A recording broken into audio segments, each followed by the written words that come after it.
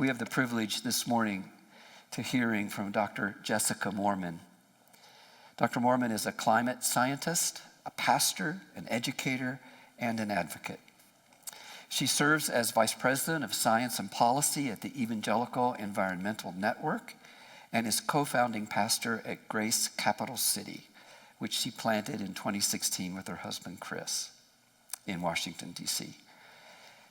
Dr. Moerman is a board member of the National Association of Evangelicals. I've just joined you on that board. And a research associate at the Smithsonian National Museum of Natural History. She was a policy fellow at the U.S. Department of Energy and researcher at Johns Hopkins University. She received her PhD in Earth and Atmospheric Sciences from the Georgia Institute of Technology, where she researched how climate has changed throughout the Earth's history. You may have been fortunate enough to have seen her on the Today Show.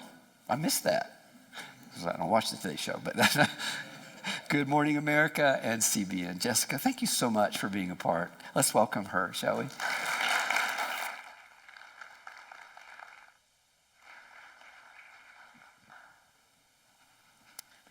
Thank you so much. Oh, good morning. Good morning. It's so good to be here with you all this morning. And thank you, Dr. Young, for that kind introduction, but also just a really excellent framing for what we're here to discuss today. And also, what are the challenges and opportunities that we face in having these discussions? And so it's a real honor to be here at Denver Seminary this morning. And I want to tell you a little bit more about myself and kind of my journey into becoming a climate scientist and an advocate for climate action. And so I grew up in East Tennessee in the foothills of the Great Smoky Mountains. I now live in DC, where I don't get to see the mountains quite as much. And so it's really wonderful to be here to see your spectacular mountains. But growing up in the Appalachian Mountains, it really was I was spoiled for God's grandeur. It was so wonderful to grow up in that environment. And man, I'll just say I'm jealous of you guys, that you guys get to just be right here and be in the midst of it every day. I'm also a mother. This is a bit outdated photo. I've got 2 kiddos now.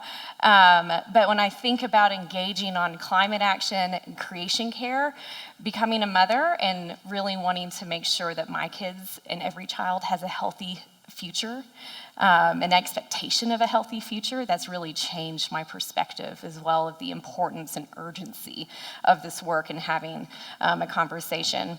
And then also a co-founding pastor of a church that my husband and I planted in 2015 in Washington, D.C. And one of the key things I hope you take away from our time together today is that when it comes to engaging in creation care, it really is a discipleship issue, a way that we love and honor God, as well as a kingdom mission issue, a way that we love each other and love our neighbor as ourselves. So that's a little bit more about me, but also I'm here because I am a climate scientist. I'm a climate scientist by training. I did my work in caves in Borneo and out in Papua New Guinea. I'll share a little bit more about how all that connects. But one of the questions I often get is, how did a nice girl from the South get involved in climate change, become a climate scientist? It doesn't quite seem to be the normal pathway or expectation. And I can answer that in one word. I got into climate science because I wanted to go into ministry. I grew up in a wonderful church in East Tennessee, and one of the key things that I remember from being in youth group was, what is your calling? What is God calling you to do with your life? Are you being called into full-time ministry?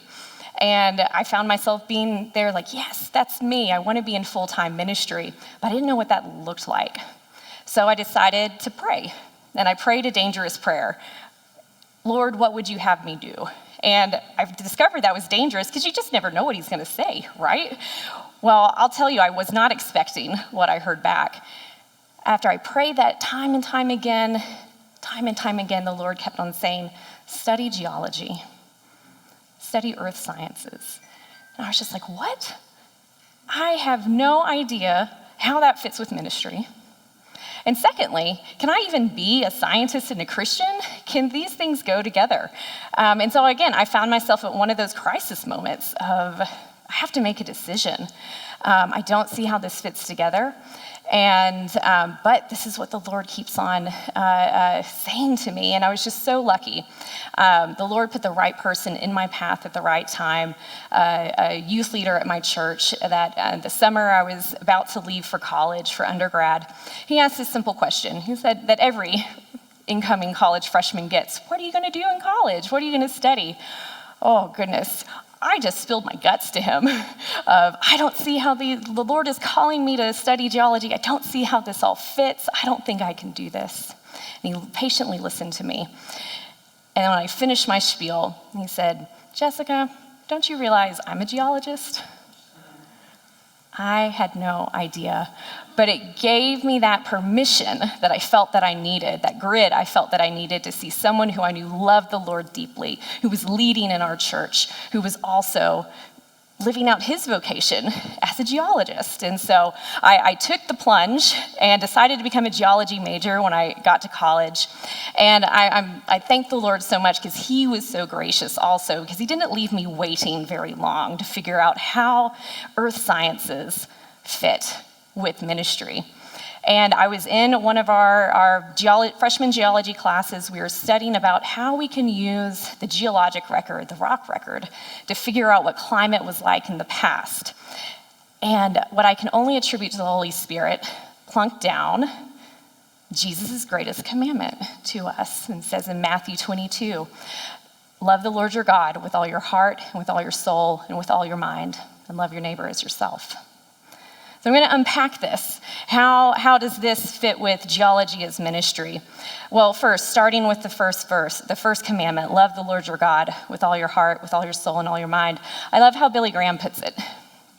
He says, we know that God created the world, and it belongs to him, not us. This is Psalm 24, verse 1. And because of this, we are only stewards or trustees of God's creation. We aren't to abuse or neglect it.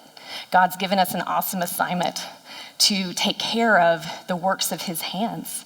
And by doing that well, we honor God. We can look to Genesis 1:26. This is how it's put in the message. God spoke, let us make human beings in our image, making them reflecting our nature so that they can be responsible for, have rule, dominion over. But what does that look like? So they can be responsible for the fish in the sea, the birds in the air, and yes, the earth itself. Again, this is an awesome assignment God has put in our hands. How are we being obedient and stewarding that well? A lot of some questions that are coming up in our day also is, what is our identity? Well, when we look to the scriptures and we look to Genesis 1, one of those answers is being a caretaker of God's creation. This is core to being made in God's image. He's equipped us to do an awesome task. Are we living up to it? And then secondly, love your neighbor as yourself. And so at that time, as a freshman in college, I had heard of climate change. I had even heard that it impacts the most vulnerable first and worst. This is when we look at climate assessments, it finds that climate change most severely impacts the most vulnerable in society, children, the elderly, the poor, people of color, many others added to that list. And so when it comes to loving our neighbor as ourselves and living out that kingdom mission, we've got to take climate change into account, and that is where just the Holy Spirit and his kindness just led me to bringing all these things together, and it finally made sense. This is how I can live out that call to ministry, by studying climate change, climate science, and taking action on it, and that really set the trajectory of my life. But also, if we can look a little bit more broadly, because again, it's all right there in Scripture, but it feels a little controversial. And so one of the key messages I want you to take away from our conversation today is actually that caring for creation, this isn't a radical new idea. It's not something that the Holy Spirit is now adding to our ministry. No, when we look to Scripture and even church history, we find that this isn't a radical new idea.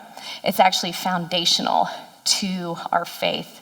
So I want to dig into that a little bit more. And again, I want to thank Dr. Young for setting this up. When we look to Scripture, we almost have to, it's too easy just to trip over and find, if we're looking for it, some reference from the Old Testament to the New Testament to creation care.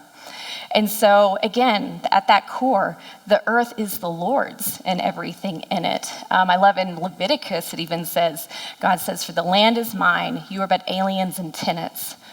We're called to be stewards of something that God created. It's not ours. In Genesis 2, again, God tasks Adam with tending and keeping, serving and protecting the garden. We also see that when we fail to live up to that task, there's severe consequences.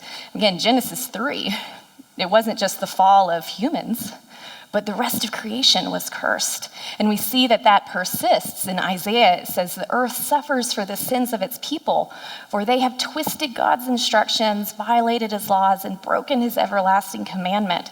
Therefore, a curse consumes the earth." We see when we don't live up to that task, we have serious consequences. But then also the good news in the New Testament, we find that again, the salvation, Jesus' work on the cross and resurrection is absolutely for us, but he's up to something bigger too. Colossians says he's reconciling all things to himself in earth, in heaven and in earth. In Romans, we find that our redemption is linked to the redemption of all of creation. That creation is groaning, is crying out for the revealing of the sons and daughters of God to take up that salvation so that it too can be saved. And then even in Revelation, and so much of how we answer, how does it all end? Our eschatology informs how we interact with this subject of creation care. But we can look to Revelation, and it talks about the creation of the new heavens and the new earth. And one really interesting thing is that whenever it says, "See, I'm making all things new," that's not a wipe the slate clean kind of new. You look at the Hebrew, and it's a renewal of things, a redemption of things. And so we see that God is in the redemption business, the restoration business, not just of ourselves and how we relate to each other, but how we relate to creation as well. So that's what we see in Scripture. What about church history? Well, we see that throughout church history, stewarding God's creation well is part of our heritage. I love this example from the Ethiopian Orthodox Church. They have been preserving the forest around their churches since the 4th century. And so if you had the privilege of flying over Ethiopia, what you'll see is on this barren landscape that's been aridified, you'll see these pockets of trees dotting the landscape. And that's how you know where a church is. Because they've been, again, stewarding that creation around their church buildings. And what's really interesting is these have become hotspots for biodiversity that are now really critical to expanding those fence lines to restore the landscape to its original state. We can also look to our foundational theologians. I love this from John Calvin, saying back in the 1500s that let everyone regard himself as a steward of God and all the things which he possesses. Then he will neither conduct himself dissolutely nor corrupt by abuse those things which God requires to be preserved. There's this stewardship doctrine. And we also find, you can find quotes from John Wesley of talking about this stewardship of how we should conduct ourselves, how we should have frugal and moderate use of the resources around us.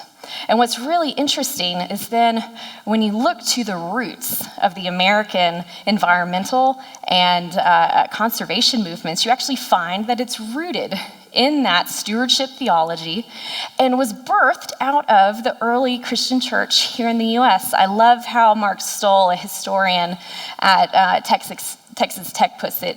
He says the Reformed Protestant branch of the Christian tradition, but I'd also add some others in there, they have been treating the environment as a religious concern for nearly 5 centuries. We think of environmental problems like global warming as secular issues, but history reminds us they've always been moral issues. And what you see, it's really been only in the last few decades, the last 50 years, that we've seen this divorce between taking on hold that stewardship mandate that we have and acting that out, and the polarization that we've seen around that. We actually need to come back to our roots and rediscover and reclaim that mandate and that mantle to be good stewards of God's creation. And so I just want to thank Dr. Young and Jason for creating this venue where we can explore that and rediscover that mandate together. But there's a lot of things to care about in the world. A lot of things in our ministries, in our churches, in our schools, on our college campuses that are really demanding our attention, that need to be addressed. So why should we add climate change to that list? Where does it fall in priority? And I love how Dr. Catherine Hayhoe, another fellow climate scientist and evangelical Christian, puts it. Why care about environmental stewardship and climate change? Well, she puts it like this: the only reason we care about it is because it already affects everything that we care about today. There is a connection there between a healthy environment and a safe climate and all the other things that we care about in our stewarding and our mission. And so we can look at a few of those, and this is just, this is not an exhaustive list, but these are some of the things that in our churches, our college campuses, us as individuals, that we care about. We care deeply about serving the poor, addressing poverty, addressing global hunger at home here in the US and across the world. We care about the ill effects of war and violence, how that intersects with human trafficking, refugee crises. We can look at racial justice and racial reconciliation. There's a connection there, our health, and ultimately, it being a matter of life. When we look at climate change and environmental stewardship, making sure that everyone has that healthy environment, we simply need to discover that connection between the people, the places, and the problems that we are already called to serve in ministry, and how by adding climate solutions, environmental stewardship solutions to that can make us even more effective at those missions and ministries. And so ultimately, we can look at, again, climate change. It severely impacts our health. It severely impacts our ability to flourish as people and in our families. And so we can look at, often when we're talking about climate change, we're talking about shifting rainfall patterns, warming temperatures, wildfires, especially here in Colorado in the West. That leads to hazards, which then leads to health impacts that then through that can lead also to food insecurity, war, unrest, forced migration, refugees, mental illness, physical illness, heat stress. All of these ill health effects impact our ability to flourish. Climate change severely impacts our health. And that's why at the Evangelical Environmental Network, we really root this as acting on climate and taking on creation care. It really is, again, that matter of life, ensuring that there is flourishing of life throughout at every stage. And so I want to unpack this a little bit and look at those connections between creation care, climate, and health. And then specifically I'll start with extreme heat. We can dig into that impact. And so this is the hallmark of global warming, of climate change. You may have seen this. This is one of our kind of foundational proofs of what's happening, or observations of what's happening, where we see that this is a graph of global average temperature change since the 1880s. And again, this is taking temperature measurements from all across the world, averaging them together and putting them on a time series. And what we see is a rapid and steady rise towards warmer and warmer temperatures. 1 degree C above the baseline, or in Fahrenheit, that's over 2 degrees Fahrenheit. And so we see this march towards warmer temperatures. If we expanded out the timeline, you'd also see that this is very rapid. Actually, this is very rapid change in Earth's history. So what's causing this? And so I'm going to do just a little bit, if you'll bear with me, a little bit of climate science, and I know Dr. Lamb will cover some more of this. But when we look at that graph, what's really driving this is the carbon cycle, which is simply the shuttling of carbon atoms throughout Earth's different stores, from the atmosphere to what we call the biosphere, plants, trees, soils, how it goes into the oceans, how it can get stored in the geologic lithospheric store and can be locked away for eons. And what we've seen is this carbon cycle, this shuttling of carbon, especially the levels of carbon dioxide, a heat-trapping gas, keeping those levels stable in our atmosphere, which has helped keep our temperatures nice and stable throughout the majority of human history. But what's happened is over the last 150 years, we have short-circuited the cycle. We've changed up the carbon cycle where we use the carbon-rich resources that are in the geologic store. We've just quickly shuttled them up into the atmosphere. We've changed the chemistry of our atmosphere by using carbon-rich resources for our energy, and that is a fast track from that geologic store into the atmospheric carbon store. And what I really want to also leave you with today is that I am so grateful for our oil and gas and coal and using the energy revolution, the industrial revolution. This has brought incredible prosperity to humans and protection of life. But the thing is it's come with a shadow side, and that's simply those emissions of heat-trapping gases like carbon dioxide, methane, of bringing those back to the atmosphere and having those residual effects of worsening our air quality and pollution, but also climate warming. So again, what does it look like to address those emissions? But also, again, be grateful for the energy being able to turn on the lights. How can we do this a better way? But so what happens? So we've changed the chemistry of the atmosphere. Well, for much of human history, we've had, you'll see on the natural greenhouse effect, where when solar radiation, the sunlight comes in, it hits Earth's surface and gets transformed to heat. And then we've got greenhouse gases in our atmosphere at that stable level before we short-circuited things, and that kept some of that heat here on Earth, kind of acting like a heat-trapping blanket. And this is good news that we have greenhouse gases in our atmospheres, because otherwise we'd be a frozen ball of ice. We would be too cold. We wouldn't get enough sunlight to have liquid water. So this is a good thing, but everything in balance. You can have too much of a good thing. And what we've found is that by short-circuiting the carbon cycle and the power, carbon is a tiny but mighty atom and molecule. Just by putting a little bit more up in the atmosphere, it has caused this warming and has led to a lot of the changing rainfall patterns and a more extreme heat that we're beginning to see by changing the chemistry of the atmosphere, leading to this. Now, when I look at this, though, you may say, well, what's the big deal about 1 degree Celsius, a couple degrees Fahrenheit? You know, over the course of one day, we can have a change of multiple degrees, tens of degrees. And also, we can see that here of looking at how much warming's happened since 1970 here in Colorado, and especially looking at the state level of nearly 3 degrees change at a faster rate than the US, a little bit better here in Denver. But again, what's the big deal with that? Well, the truth is that we don't live in the global average world. We live in where we're at day to day.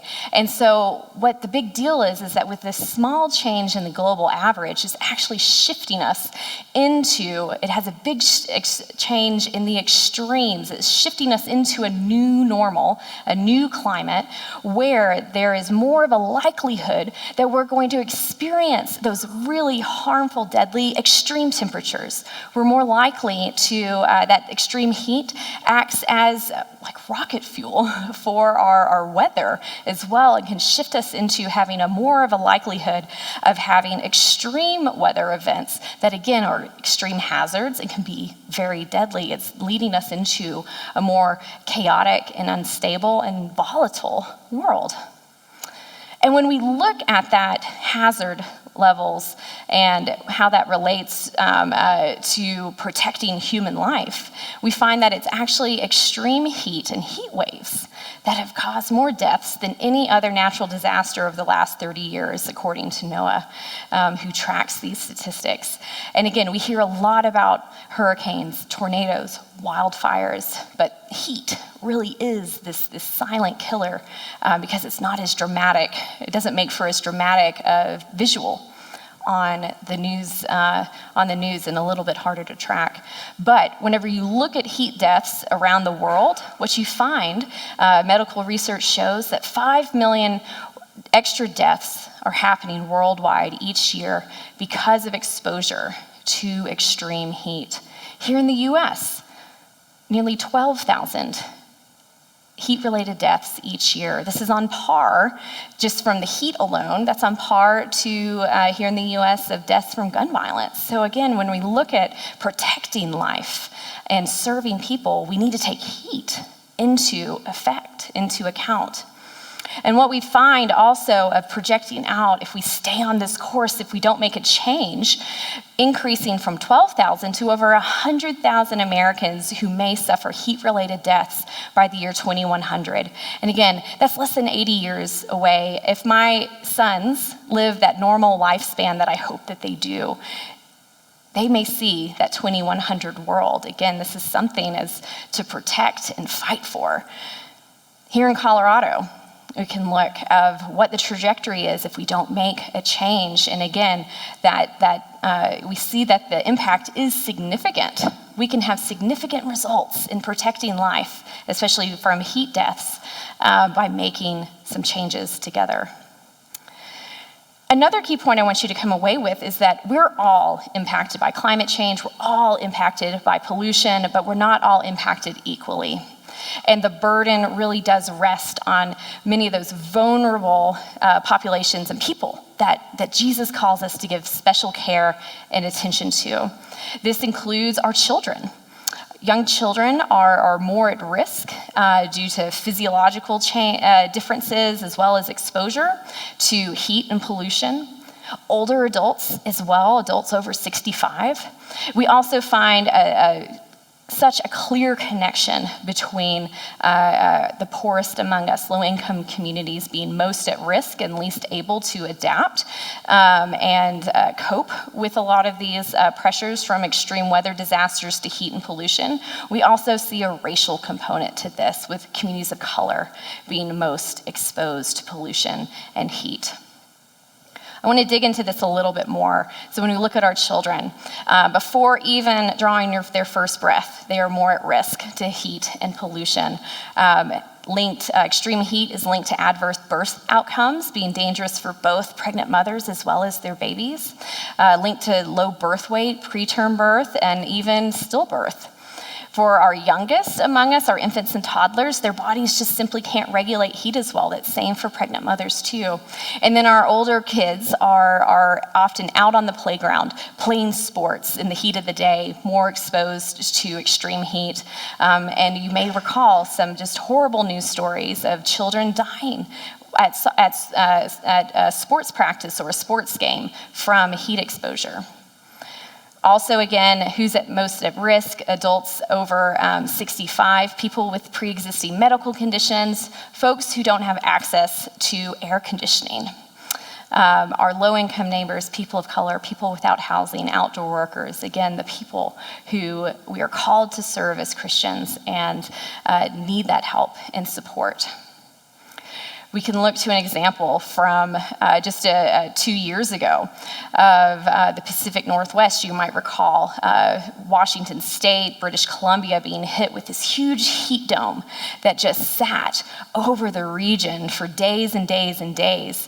And what became the deadliest weather-related event in Washington history, I think also British Columbia history, over 14,000 deaths were attributed to this pocket of heat just staying over the region. And there were some places in British Columbia that were hotter than Death Valley. Can you imagine that? And that heat being sustained. And so some of my climate scientist colleagues, they ran the numbers and found that you'd only expect for an event like this to be so hot and so severe and so long. This was a once in a millennia, once in 1,000 years. You'd only expect to see something that severe once in 1,000 years. But with climate change, we've made it 150 times more likely to happen. And when you looked again at who was most impacted, where were those deaths? It was often seniors who didn't have access to air conditioning because normally you don't need it. And so again, it shows where the need is, but I hope also maybe some solutions that we're going to talk about at the end of our time together. We see extreme heat exposure, it's not equal either. I'm going to show you a case study from my own city, Washington, D.C., that I participated in. We wanted to see, are different people in our city, are different neighborhoods experiencing this extreme heat? Are they experiencing the same? And what we found was, so we went and during a heat wave, we strapped temperature sensors to our cars and bikes and went all over the city measuring the heat. And what we found was there was a huge difference across neighborhood to neighborhood. We found up to a 15-degree difference of how, depending on where you lived, how you were experiencing that heat wave. 85 degrees in some areas of town, but for others, over 100 degrees. That's a huge difference. And so we wanted to dig into this a little bit more and find out who's in these neighborhoods. And what we found was a connection to income. We found that it was the poorest neighborhoods that had the highest heat. And again, thinking about income, being able to afford to run an air conditioner or even have one. Again, we found extreme vulnerability there. Those who were least able to escape the heat were most exposed to it. We also found a racial component too. We found that the majority of the hottest areas were amongst our communities of color, our African American residents, our Hispanic residents. And I hope just at the face of this, you can see this and say, this is not fair. This isn't fair. It shouldn't be like this.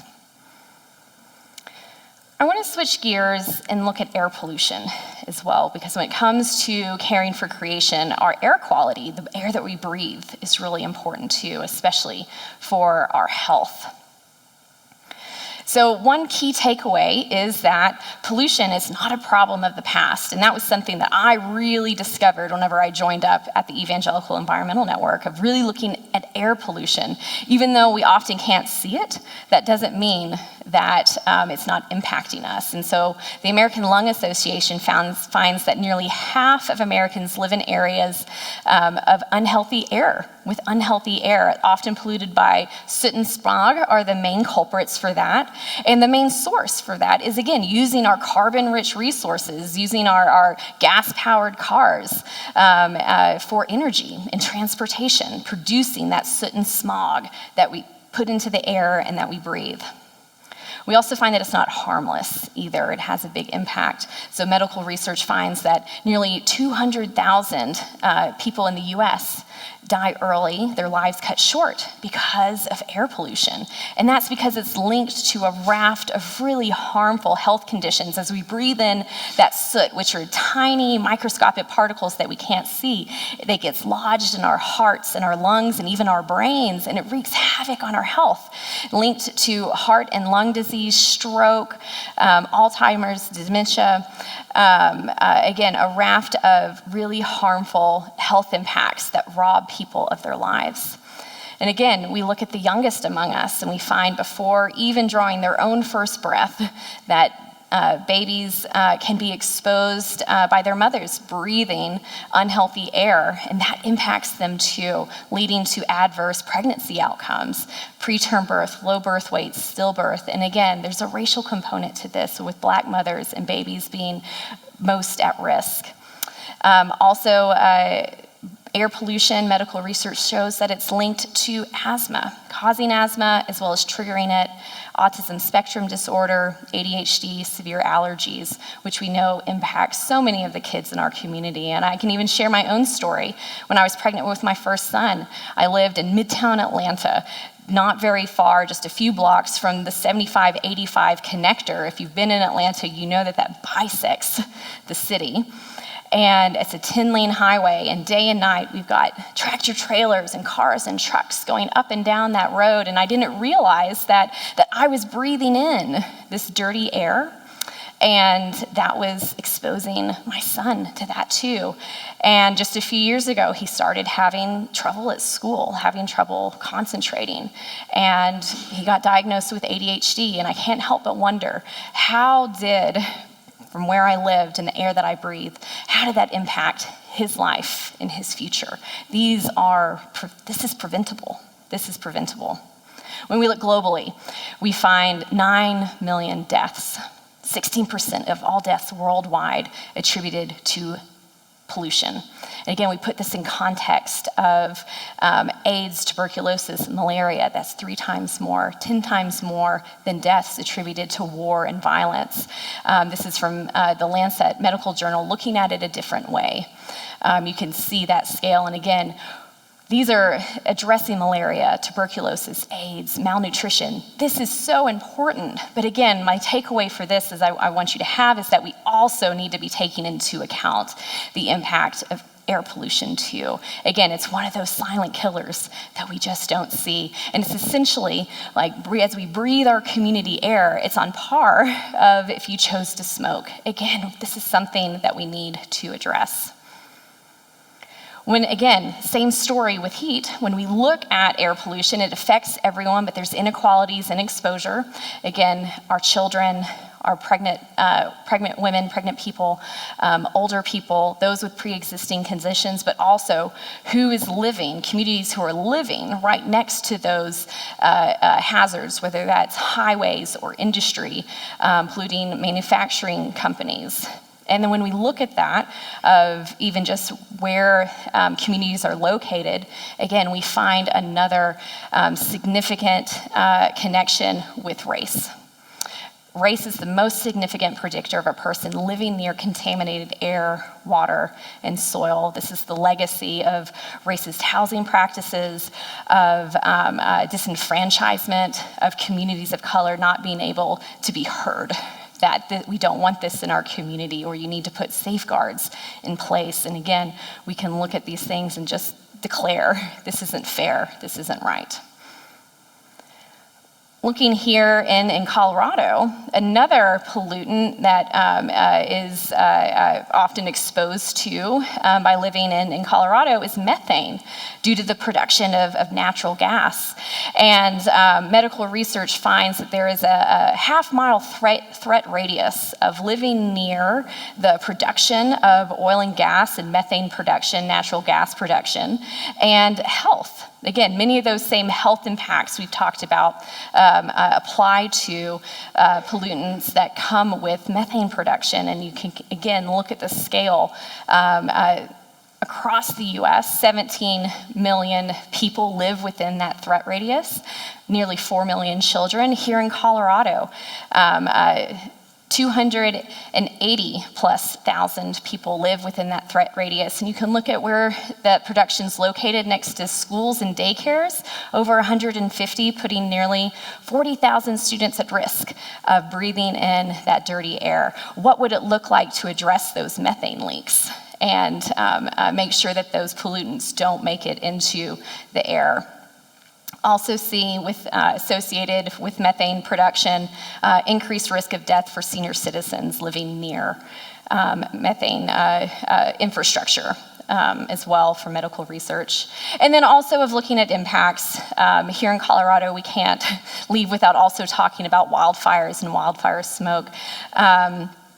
Medical research is showing that wildfire smoke can actually be more damaging to our health than the traditional pollutants of soot and smog.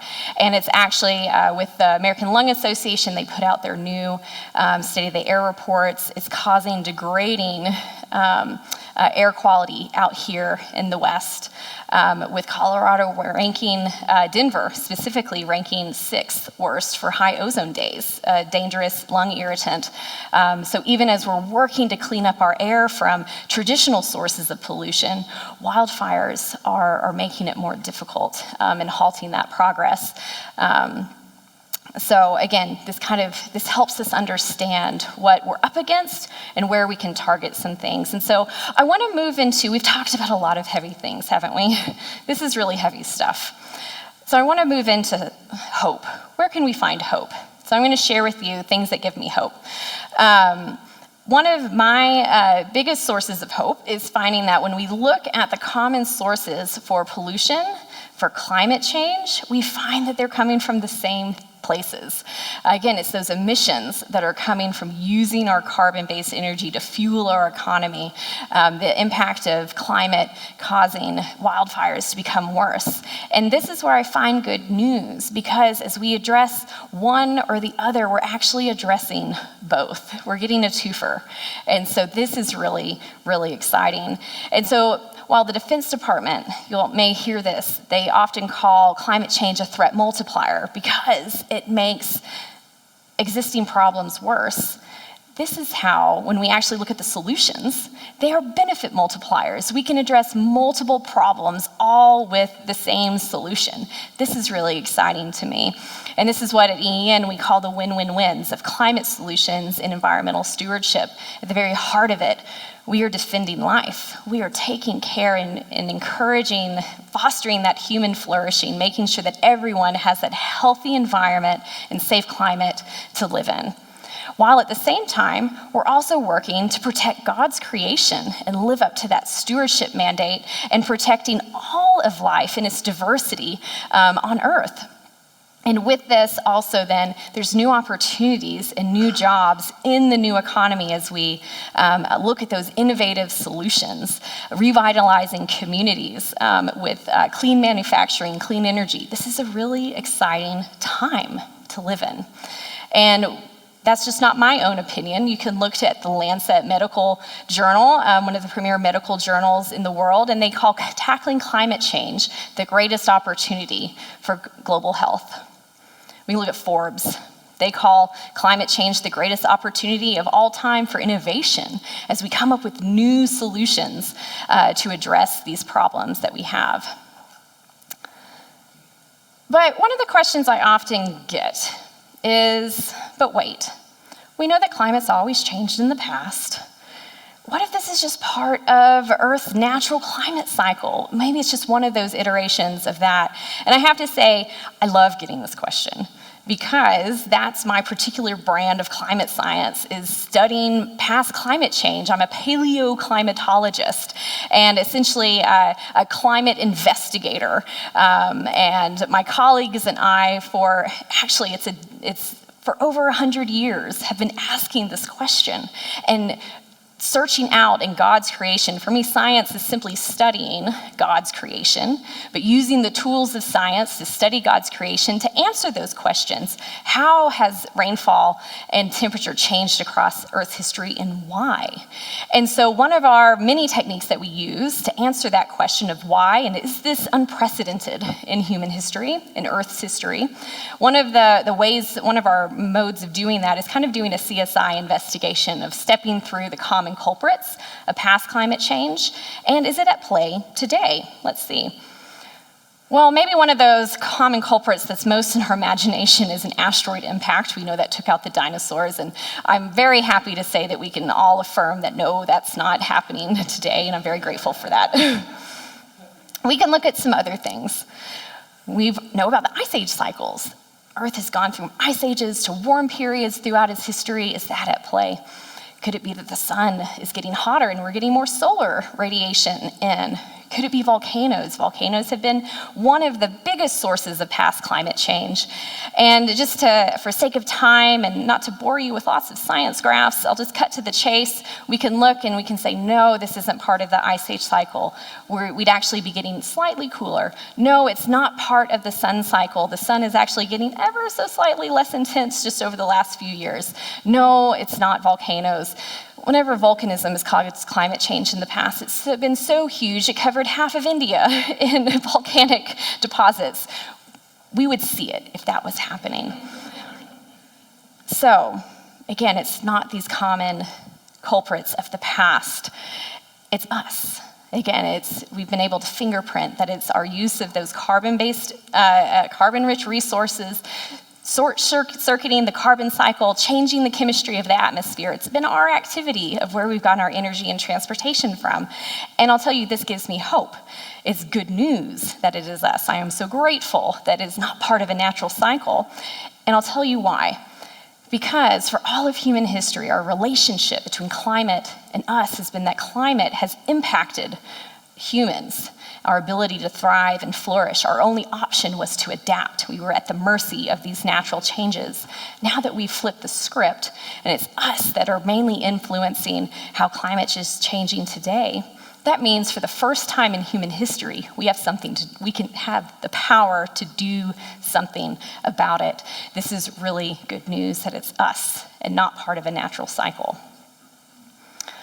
So, what are some things that we can do? Again, unlike our earlier ancestors who only had adaptation strategies in their toolbox, we have adaptation as well as what we call mitigation strategies, where we can actually reduce the emissions, the carbon pollution, the air pollution too, that causes climate change. This is great news. And one of my favorite things is the red area, where when we look at solutions that are both mitigation and adaptation strategies, because we do need to adapt to the changes that we're seeing as well. I love these win-win-wins and focusing there. So I want to lead us through an exercise of what can I do? Where do I even start? Because it can feel really overwhelming, all of how am I going to change our energy system? How am I going to change our transportation system? That can feel so big and really daunting. And so I want us to go through an exercise of what can I do and where can I start? And the starting point really is with a question, asking yourself a question. What matters to you? What are those things that you care about? Who are the people, the places, the problems that God has called you to serve? How does this impact my family? So starting there, what matters to you?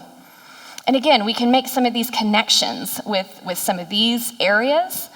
And again, many things that aren't listed here, but what it matters to you, and then make that connection. How does climate, how does poor air quality, other pollution, how does that impact the things that matter to you? And then let's hone in on a climate solution that addresses that. I think that's a great place to start. When we look at the scales of different solutions or climate actions we can take, it really ranges from what can we do as individuals, how can we steward our own households, what can we do as a group, as a church, as a college campus, as a small business, as a collection of friends who care. What can we do together?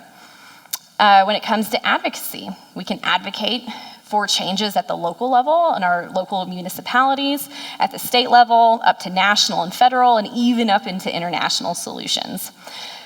Today, I want to focus on what can we do together? What can we do as a group in our churches and on our campuses?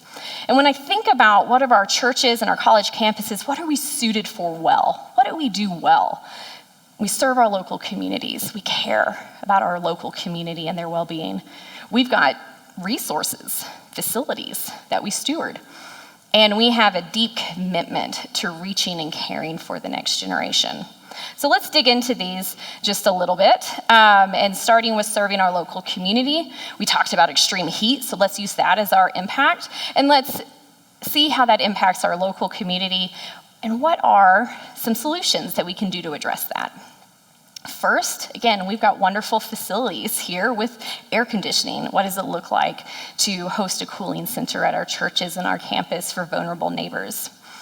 We can also develop ministries to check on vulnerable neighbors in our communities as well, and make those connections, leverage those connections, and even make new connections. But I'm going to sit here because this one's my favorite solution, is simply planting the right tree in the right place. The power of planting the right tree in the right place. Let's really look at this because this is one of those adaptation and mitigation strategies we can engage in.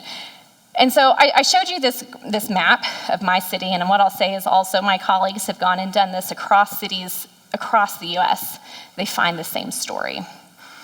I didn't tell you why. Why does it look like this? And the simple answer is tree cover.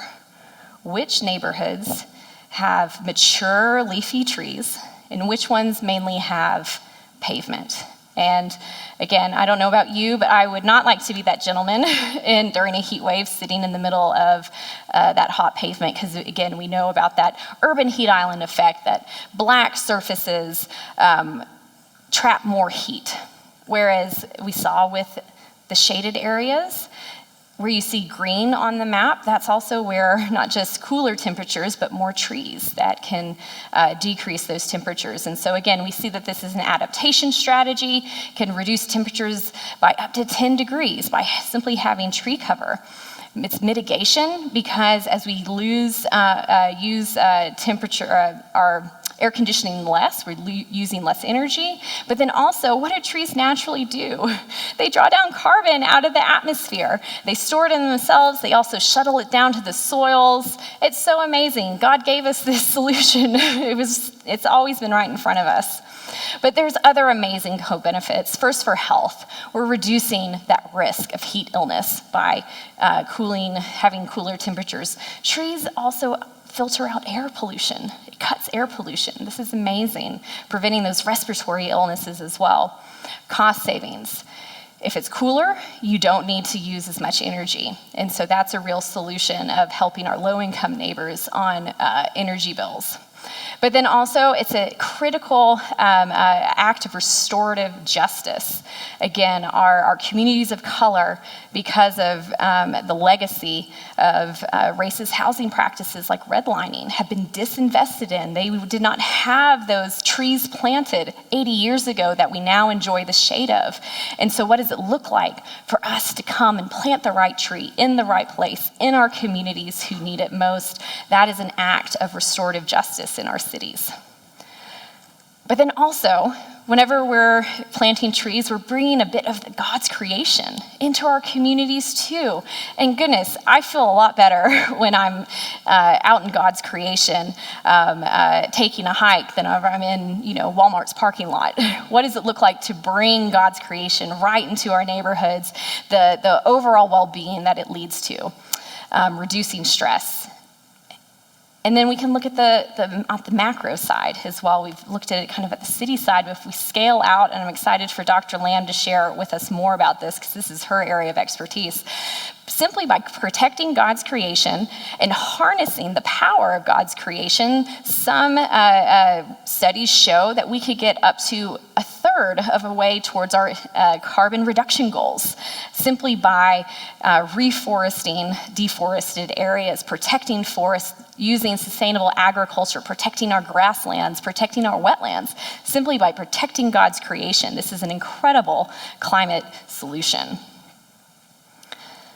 Another one of those win-win-win solutions that's adaptation and mitigation that we can help protect our local residents from extreme heat is helping low-income neighbors access home energy efficiency and weatherization assistance for their homes. And so energy efficiency, whenever we have leaky houses that let the warm air in our heated air in the winter escape, or our cool air in the summer escape,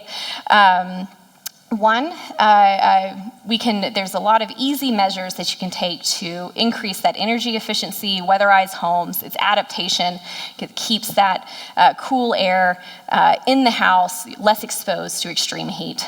It also cuts carbon emissions because that leads to less energy use. You don't need to run your air conditioning as much. But the other co-benefits, when we look at who is paying the most of their income percentage-wise towards energy bills, it's the poorest. It's our low-income neighbors. This is called energy poverty or energy burden. And the burden falls largest on the lowest income residents in our communities. And so this leads to significant cost savings, which and also helps with those decisions of, do I pay my medical bills? Do I pay my car payment? I pay my house or rental payment versus my energy payment? Helps them with not having to have as much burden on making those decisions, and it can actually reduce the impact of and risk of eviction. It's really, really powerful. Look at health. Whenever we weatherize our homes, we're reducing indoor air pollution. And what a study from the Oak Ridge National Lab that looked at the impact on health of the homes that they had weatherized through a government program I'll tell you a little bit about, they found that residents had fewer hospitalizations due to asthma, due to cleaner air in their homes. Fewer bad physical and mental health days. Children missed fewer days of school because of health. That also then means parents had less days missed at work. And totaling all of these things together, they found that for one weatherized home, that led to over $14,000 in health benefit savings from that. That's incredible. That's incredible. And this was all possible due to a program called the Weatherization Assistance Program that's specifically for low-income residents run by the Department of Energy.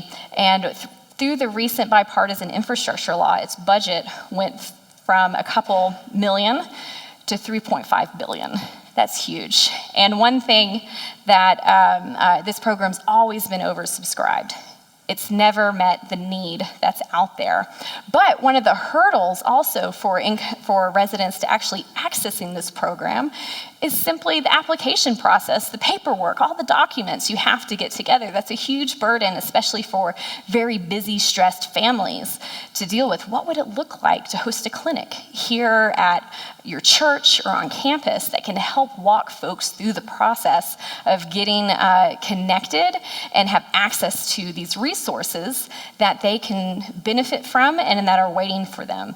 This is something that we can really do here on the ground. It's something that one of the churches that we worked with in Indianapolis had a heart and care for low-income residents, addressing the affordable housing crisis. So whenever they put up a new low-income housing development, they made sure that they were addressing energy burden as part of that, making it as energy efficient as possible, even putting solar up on the roof to reduce that cost burden for their residents. Stewarding our resources. That was one housing development. What about for the facilities that we steward as well? And so this is a study that Ian helped commission from the National Renewable Energy Lab, found that 30% of energy from our church facilities is wasted due to inefficiencies. That's the second largest line item for many of our church budgets. What does it look like to capture that 30% instead of sending it to the utility? Capture it and reclaim that for our core missions. This is something that one of our partners, Colby May, with Energy for Mission and Energy for Purpose, is really doing and leading that, which is great. I'll even note that this is something that we can do in our own homes. With recent legislation, there's now resources for us to essentially have a little piggy bank sitting before you of tax credits and rebates to do home weatherization, to electrify and upgrade certain appliances. Rewiring America is a great place to go and see what benefits you may be able to get of doing these upgrades in your own home. And then finally, reaching the next generation. This is so critical. What we find is that when looking at social science research and surveys, that young people are really, really worried about the future ahead of them, leading to eco-anxiety and climate grief. And one thing that I want to, just for time, the point that I want to make for this, one, it's a serious problem that needs to be addressed. But secondly, one of the things that young people report is that they are most unhappy with the adult responses to climate. So one of the best things that we can do to address this is to get to action and do these things, to show our young people that yes, we care and we are doing something about it and inviting folks in. So finally, the last solution I want to mention is very simple, simply lifting your voice. Dr. Catherine Hayhoe says this is the most important thing. If you had one thing to do, is to lift your voice, talk about climate change. And so I just want to thank everyone here at Denver Seminary for doing just that, creating this venue so we can talk about it. But one interesting thing is we look at the social science research, it shows that a vast majority of Americans know that climate change is happening and that it's a problem, but only 35% actually regularly talk about it, because we're afraid of having that controversial conversation. But I'll tell you anecdotally, but also this research shows, is you're more likely to bump into someone who says, yeah, I care about that too, and want to do something about it, than not. So I want you to leave encouraged with that. And also another key takeaway is when we look at who are the most trusted voices to talk about this, climate scientists like me, they're at the top of the list, but who's right there with them? Family and friends. So I want you to know that you don't have to be a climate scientist like me, like Dr. Lamb, to talk about this. Actually, you're probably the best person to go and talk to your family, your friends, your social network to talk about this. You have the greatest impact. And so at EN, we like to try and make this as easy as possible if this is something you're interested in and advocating, lifting your voice, whether that's engaging your church or your campus, talking through your local newspaper if you like to write, how to share on social media, and then also with your elected officials also. We want to help you do that. This is just a little bit of what we've done in the advocacy space. Just for sake of time, I'll go through this. Last point, we're not hopeless, we're not helpless. Jesus came, he said, I have the mission, I came so that all may have abundant life. And this is what we get invited to do. And so I just want to leave you with this question of, when we join together, participate with this work that God's already doing on earth, what can we create? And I'll just leave this up there if there's something that you would like to get more engaged in. EN and our Young Evangelicals for Climate Action would love to get in touch with you and facilitate you in doing this. And so again, thank you for your attention, and I'm really excited to have these conversations with you throughout the day. Thank you.